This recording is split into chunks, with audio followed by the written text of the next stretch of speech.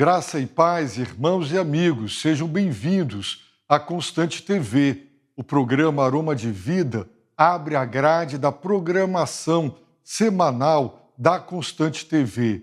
Uma TV missionária, uma TV que existe para a glória de Deus, uma TV que apresenta programas nas mais diversas áreas da vida, porque entendemos que tudo e todos estão sob a soberania do Altíssimo, assim sendo áreas como a área da saúde, do direito, o esporte, em tudo e por tudo, Deus é soberano e sobre todos esses aspectos da vida, Ele reina.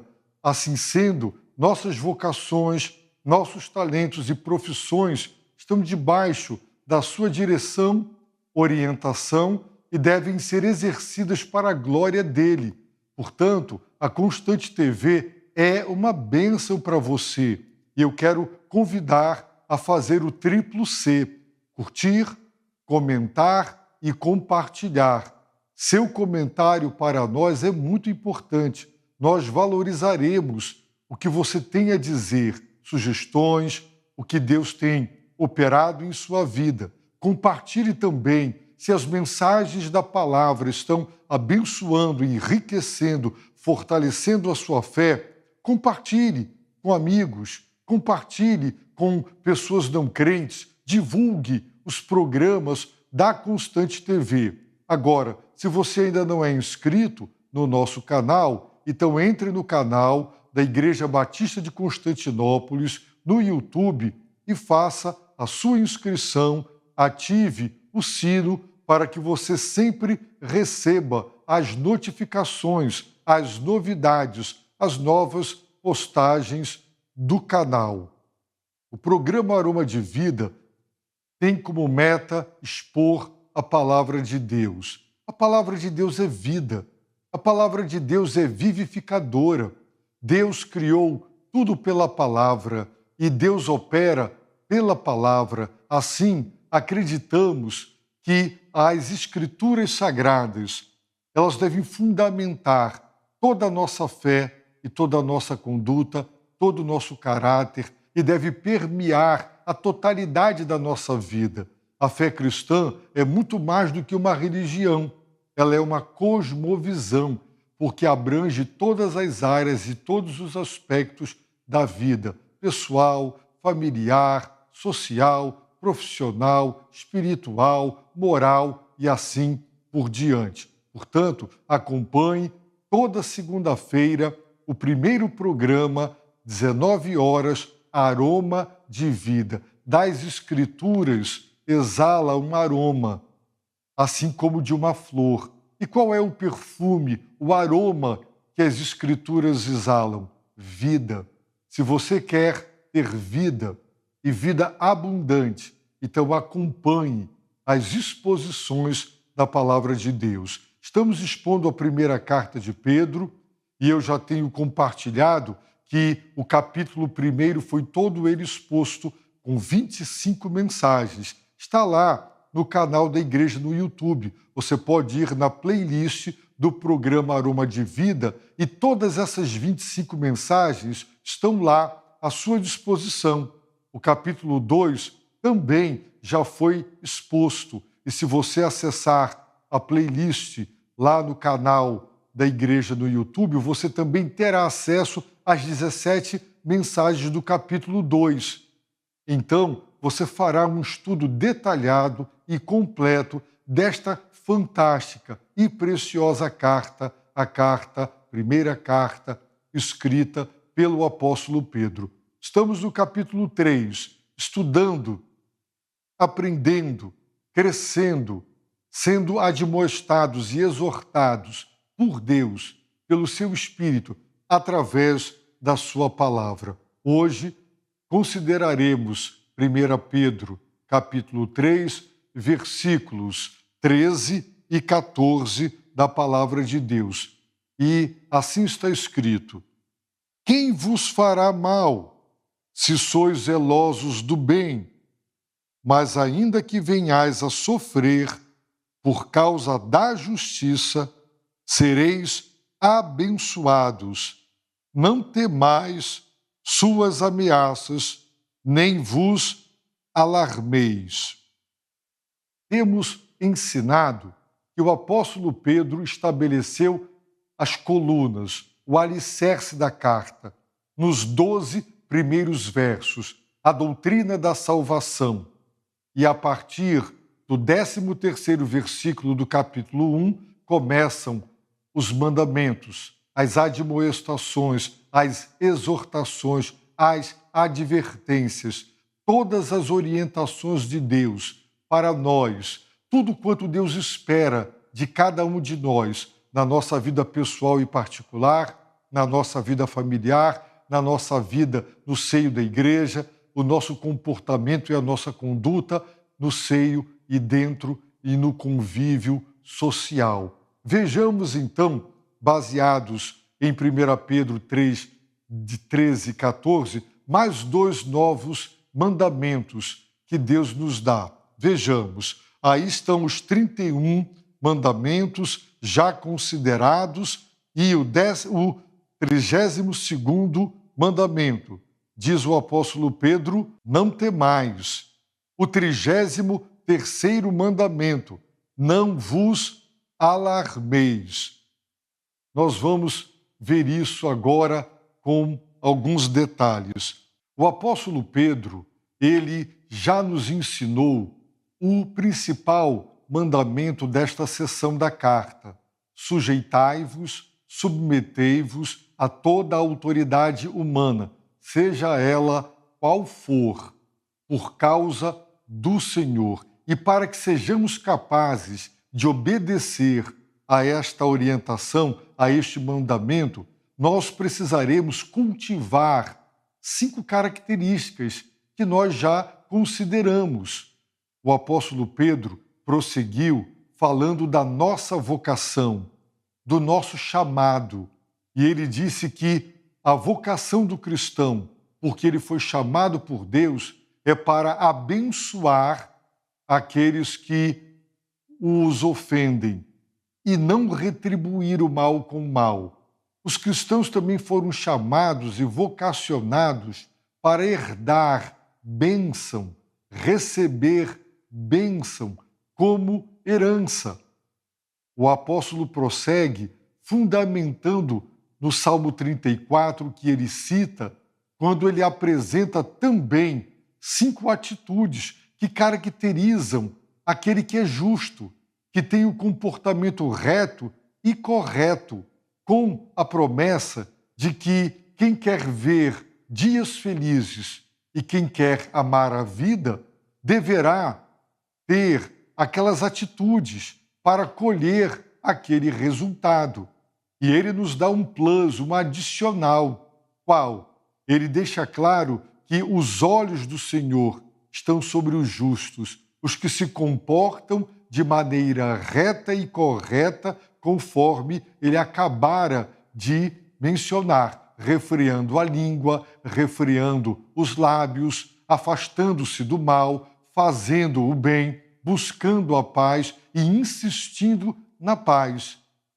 Mas o apóstolo prossegue agora com uma pergunta que é retórica. Ele já sabe qual é a resposta. Ele pergunta: quem vos fará mal se sois zelosos do bem? A resposta é: ninguém. Por quê? Porque quando a vida corre normalmente, quando as coisas estão fluindo dentro do padrão da normalidade, se você faz o bem, você colhe o bem. Se você faz o mal, você colhe o mal. Ora, se você, como ele diz, fez o bem, quem vai tratar mal a quem fez o bem? Ninguém. No entanto, nós sabemos que essa lógica, essa coerência, este senso comum, ele não funciona todo o tempo todo. Por quê? Porque estamos vivendo num mundo que está pelo avesso, de cabeça para baixo, o mundo de costas para Deus, um mundo caído e pecaminoso.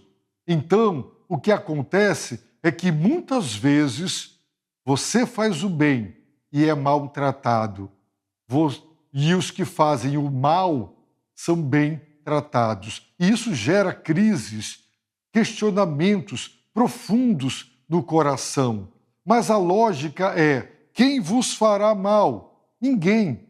Se sois zelosos do bem, se vocês estão zelando, cuidando, preocupados em ser bons e em fazer o bem, quem vos, diz o apóstolo, fará mal? É muito interessante porque nós já aprendemos que a dupla missão da autoridade, de toda a autoridade humana, é punir os praticantes do mal e honrar os que fazem o bem. O apóstolo Pedro já exortou os cristãos para que eles tenham uma conduta correta na sociedade, para que, naquilo que falam mal de vós, como se fosseis praticantes do mal, observando as vossas boas obras, eles fiquem impactados e glorifiquem a Deus. Pedro também já ensinou que Deus quer que a ignorância dos insensatos ela seja calada. Como? Pelos cristãos, como? Fazendo o bem. Ele já ensinou que o cristão deve se afastar do mal e ele deve fazer o bem. Então, a pergunta é: quem vos fará mal se sois zelosos do bem? De acordo com a lei da semeadura e da colheita, você colhe o que semeia. E tem pessoas que estão colhendo maus tratos e o mal porque semearam o mal. E isso faz sentido, total sentido. Isso tem coerência e lógica. O que não tem coerência e lógica é você fazer o bem e colher o mal. É ser zeloso do bem e receber maus tratos. É uma esposa cristã que, em obediência à palavra, ela não fala, mas ela tem uma conduta pura em temor a Deus, ela cultiva a beleza interior sem desprezar a exterior, ela é submissa ao seu esposo, mas ela não conseguiu ganhá-lo para Cristo. Ele continua desobediente à palavra de Deus e maltratando essa esposa que só está fazendo bem. Então, o que o apóstolo quer deixar claro com essa pergunta retórica, cuja resposta é ninguém, é, teoricamente, se as coisas fluíssem de modo normal e justas, ninguém trataria mal ou faria o mal para quem é zeloso do bem. Mas na prática, sabemos que não é assim. Lamentavelmente, não é assim. E aí, o apóstolo Pedro, depois desta pergunta retórica, cuja resposta é ninguém, ele nos dará uma orientação muito importante nesta carta. Como devemos agir e reagir quando, como cristãos, tendo um comportamento correto, reto e praticando bem, a sociedade perseguir, a sociedade caluniar, difamar, desprezar e prejudicar de alguma maneira física, emocional, mental, o povo de Deus. Se os cristãos colherem o mal, apesar de terem feito o bem, como deverão reagir? Pedro já tinha ensinado aos escravos cristãos o seguinte princípio, válido para todos. Digno de louvor é o fato. Qual? Diante de Deus, quem suporta tristezas e sofre sofrimento injusto quando faz o bem, isso é digno de louvor diante de Deus. Portanto, o princípio está estabelecido e nós precisamos saber que, lamentavelmente e infelizmente, nós colheremos maus tratos de uma sociedade ímpia, pagã, caída, que odeia a Cristo, odeia a fé cristã e os discípulos do Senhor. Por isso, no capítulo 4, verso 12, Pedro diz: amados, não estranheis a provação que como fogo vos sobrevém, como se vos estivesse acontecendo alguma coisa estranha. Virão provações, Pedro está dizendo, vocês já estão sofrendo, mas virão provações ainda maiores, mais difíceis e que vos farão sofrer muito mais. Não estranhe, não é coisa estranha.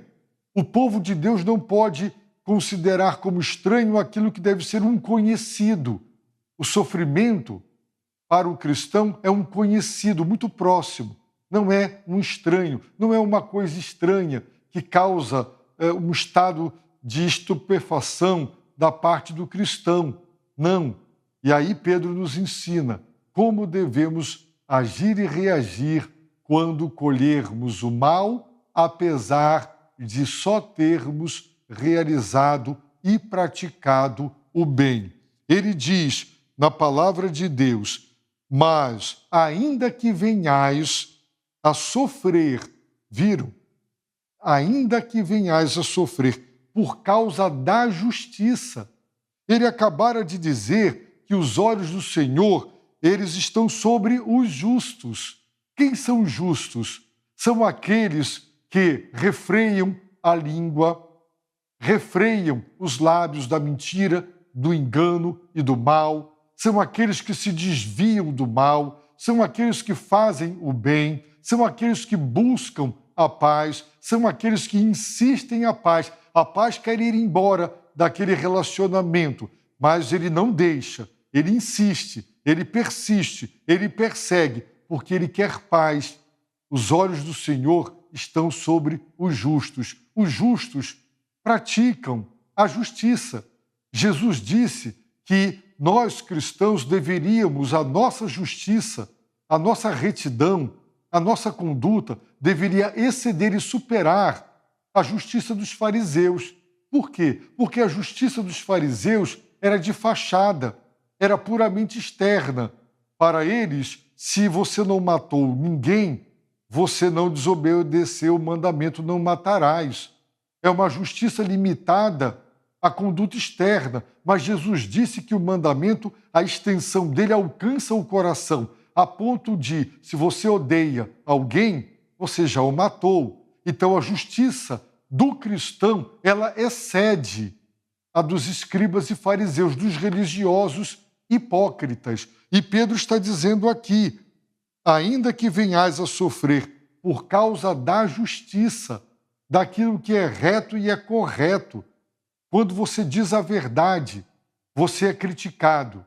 Você quer ser uma pessoa honesta e lá no trabalho isso impede os esquemas, isso estraga, não é, as arrumações, não é, dos seres humanos para ganhar lucros através de meios escusos. E aí, o que acontece? Você é parabenizado porque você não quer errar, não aceita suborno, você não se deixa comprar porque não está à venda, você é um juiz que julga com justiça, você é um professor que respeita os alunos, você age corretamente. Muitas vezes você sofre por causa da justiça, porque você está fazendo o que é correto e as pessoas não querem o que é correto. E quando atrapalhamos os esquemas, então sofremos as retaliações. Mas o apóstolo nos ensina: ainda que venhais a sofrer por causa da justiça. Como devemos reagir? Primeiro, uma promessa: sereis abençoados. Olha que coisa linda e maravilhosa. Sereis abençoados. Deus abençoa aquele que está comprometido com a verdade, com o que é reto e correto, com a justiça. Deus abençoa. Que promessa maravilhosa! E isso nos faz lembrar das bem-aventuranças, lá em Mateus capítulo 5. Vejamos. O Senhor Jesus disse em Mateus capítulo 5, de 10 a 12, bem-aventurados ou felizes ou abençoados os perseguidos por causa da justiça, pois deles é o reino do céu.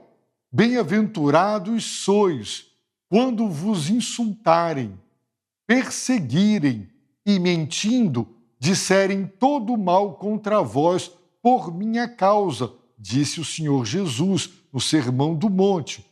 Ele também disse: alegrai-vos e exultai, pois a vossa recompensa no céu é grande, porque assim perseguiram os profetas que viveram antes de vós. Perceberam como Pedro está total e absolutamente alinhado ao pensamento, ao ensino do Senhor Jesus, porque ele era um discípulo fiel e um apóstolo de Jesus Cristo? É isso que ele está dizendo: ainda que venhais a sofrer por causa da justiça, bem-aventurados, felizes, abençoados, haverá recompensa.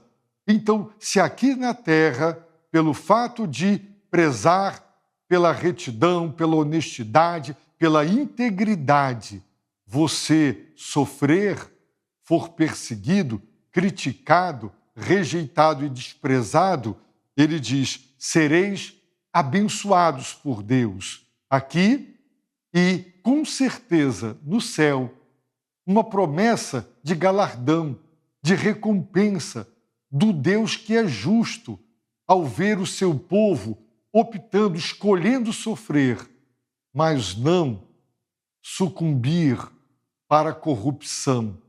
Eu conheço pessoas que foram mandadas embora do seu trabalho porque não quiseram obedecer ordens desonestas, enganadoras e corruptas. Amargaram o desemprego com todas as suas terríveis consequências, mas não se poluíram, não participaram das trevas e do mal, sofreram por causa da justiça. Também já vi muitos deles serem abençoados com empregos melhores, outros nem tanto, porque as recompensas e bênçãos de Deus, elas não são totalmente dadas aqui sobre a face da terra, mas nós temos uma promessa de que, de fato e verdadeiramente, haverá uma recompensa divina e celestial para os que sofrem por causa da justiça. E isso para nós é um grande fator motivacional. Lembrar: eu serei justo, correto, reto e honesto, estou sofrendo as consequências, mas estou agradando a Deus. Ele me abençoará. Ele abençoará a minha descendência. Eu conheço um homem e uma mulher, hoje já estão na glória, eram muito idosos, ganhavam salário mínimo e tinham vários filhos, mas não aceitavam qualquer tipo de desonestidade e criaram seus filhos ali. Viviam com o que tinham, passaram necessidade, mas nunca se corromperam. Deus abençoou tanto aquele casal, eles completaram bodas de ouro e tiveram a alegria de ver todos os seus filhos serem muito prósperos materialmente. Compraram uma boa casa para eles e lhes deram tudo. Ele não viu na vida pessoal e particular dele o fruto do seu trabalho, mas viu sobre a sua descendência a bênção de Deus. E ele, compartilhando comigo e com sua esposa, depois que completaram 50 anos de vida matrimonial, morreram idosos, morreram amados pelos filhos e bem cuidados, foram abençoados. O apóstolo Pedro, ele então nos dá mais dois novos mandamentos. Quais são eles? Primeiro, se isso acontecer, se vocês sofrerem, e é óbvio que o sofrimento é produto do quê? De ameaças, de agressões, de injustiças, difamação e calúnia. Quem já foi caluniado, quem teve a sua integridade, a sua imagem distorcida, manchada e denegrida por mentiras, sabe quanto dói quando mentem a nosso respeito, dizendo que somos o que não somos. Fere, dói, mas diante de todas as ameaças e perigos e sofrimentos reais pelo comprometimento com o que é reto, correto e honesto, a justiça, o apóstolo Pedro diz: não temais. Esse é mais um mandamento, não temais. E isso nos faz imediatamente, nos remete a uma outra palavra, a um outro ensino do Senhor Jesus, que ele deixou para nós e está registrado no Evangelho de Mateus, capítulo 10. Vejamos, disse Jesus: e não temais os que matam o corpo e não podem matar a alma. Estão observando? Não temais. Lamentavelmente, as pessoas, a sociedade e até as autoridades têm poder para matar o corpo. E muitos cristãos morreram, foram mortos, assassinados, brutal e cruelmente. Mas eles não podem matar a alma. Pelo contrário, disse Jesus, temei a Deus. Quem é Deus? Deus é aquele que pode destruir, onde? No inferno, tanto a alma como o corpo. Então Jesus está nos ensinando a não temer as ameaças, os sofrimentos por causa da justiça. Se matarem o nosso corpo, não vão matar a nossa alma. Nós viveremos eternamente com Cristo. Por isso, os mártires cristãos escolheram serem mortos ao invés de negar o Filho de Deus. E Jesus prossegue dizendo: não se vendem 2 passarinhos por uma pequena moeda? A resposta é sim, mas nenhum deles cairá no chão se não for da vontade de vosso Pai. Ora, se passarinhos que valem tão pouco, e se o valor de uma pessoa ou uma coisa for medido pelo valor econômico, não é? Você deduziria que passarinhos não valem nada. Mas se na avaliação humana, não é? Passarinhos não valem muita coisa, Jesus está dizendo que o Pai se importa até com pequenos passarinhos e nenhum deles cairá no chão se não for da vontade do vosso Pai. Se ele não permitir, não cairá. E ele acrescenta e prossegue: e até mesmo os cabelos da vossa cabeça estão todos contados. Portanto, não temais, ele repete, não temais, valeis mais do que muitos passarinhos. O apóstolo Pedro, alinhado, em sintonia com o ensino do Senhor, ele diz aqui: não temais. Talvez vocês serão agredidos, caluniados, talvez seus bens possam ser retirados. Naquele contexto para o qual Pedro escreveu, dos seus destinatários, a sociedade estava perseguindo. Eu imagino assim, por exemplo: olha, não entre naquele comércio, ele é cristão. Não vamos mais, ninguém mais compra, vamos boicotar. Você já imaginou o que é ter produtos na loja, ninguém compra, você não vende? Como você paga as contas? Como você sobrevive?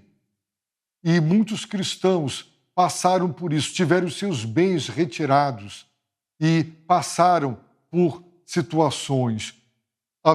E Pedro deixou claro que como fogo virão provações, porque até então a perseguição e a rejeição era por parte da sociedade, dos contemporâneos e conterrâneos, mas viria, logo após estas palavras de Pedro, viria a perseguição estatal, o Império Romano. Ele perseguiu com a força brutal do Estado os cristãos e mataram e assassinaram muitos. Sofreram por causa da justiça de Cristo, que é a base da nossa justificação. Deus nos justifica pela graça. Toda justificação, que é um ato de absolvição, ele é realizado com base em justiça. Como nós não temos, Deus nos concede gratuitamente a sua justiça pela fé. E com base na justiça de Cristo, que nos é dada através da fé, pela graça, ele nos justifica.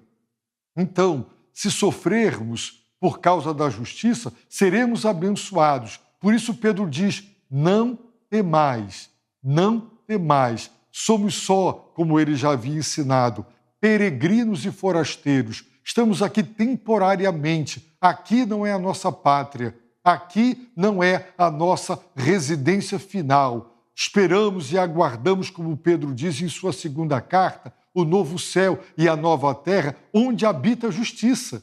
Vejam bem, onde habita a justiça. Nós aguardamos o novo céu e a nova terra. Então, não devemos temer. Ninguém quer sofrer. Todos temem o sofrimento. Mas o cristão não deve temer se ele sofrer por causa da justiça. Se ele sofrer porque ele errou, ele tem que sofrer calado, porque é um sofrimento justo. Mas se ele não errou, então ele não deve temer as ameaças e os constrangimentos. E o outro mandamento, não temais suas ameaças, disse o apóstolo, e por último, e nem vos alarmeis. Não fiqueis perturbados, alarmados. Já viram um alarme quando toca? Você está distraído e se ele é uma campainha muito forte, você até estremece, né? Você fica alarmado porque o alarme de incêndio, você está no 30º andar, começa a tocar, indicando fogo. Você fica alarmado, tem que descer pelas escadas. Pedro está dizendo, não vos alarmeis, não fiqueis assim, perturbados. Confie em Deus, entregue sua vida. E se tiver que sofrer, soframos. Jesus disse que aqueles que sofrerem por amor do seu nome serão abençoados. E eu termino dizendo as palavras do Filho de Deus dirigida a uma das 7 igrejas da Ásia Menor, registrado nos 3 primeiros capítulos do livro do Apocalipse. Jesus disse, ser fiel até a morte, ou seja, ser fiel, se necessário for, a ponto de morrer. Essa é a fidelidade. Deus espera que nós sejamos fiéis a Ele, a esse ponto, se necessário for, a ponto de morrer. E Ele promete, e dar-te-ei a coroa da vida. Você não deve dizer, Senhor, o Senhor compreende, eu vou cair em pecado, eu vou me envolver com o que é errado, porque eu não posso ficar desempregado, eu não posso e eu não quero sofrer. O Senhor entende, não é? Deus espera a nossa mais absoluta fidelidade. A esse ponto, a ponto de morrer. Ora, se eu não devo ser infiel diante de uma ameaça de morte para negar a Cristo ou ser injusto, muito menos o desemprego ou qualquer outra situação. São esses os ensinos preciosos da palavra de Deus. Ricamente abençoado, aqui ou na eternidade, serão os que obedecerem. E eu oro para que Deus te conceda a graça de compreender estas verdades, viver de acordo com elas, e que Ele te abençoe rica e abundantemente.